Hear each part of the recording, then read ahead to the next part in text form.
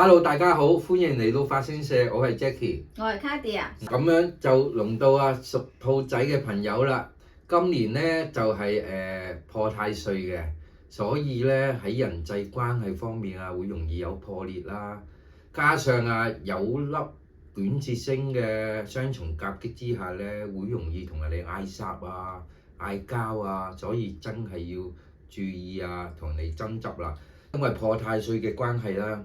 會容易有破財啦，所以咧盡量要守緊個荷包，唔好無端端使一筆啦。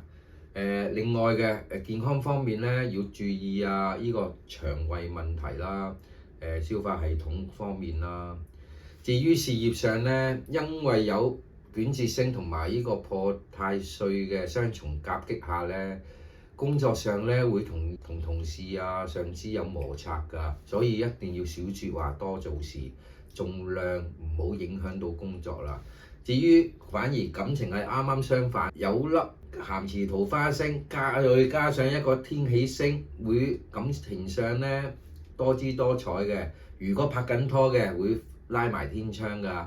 至於單身者嘅就可以脫單啦，真係兔仔今年要謹記少説話多做事，唔好同人嗌霎，自然運氣會提升嘅。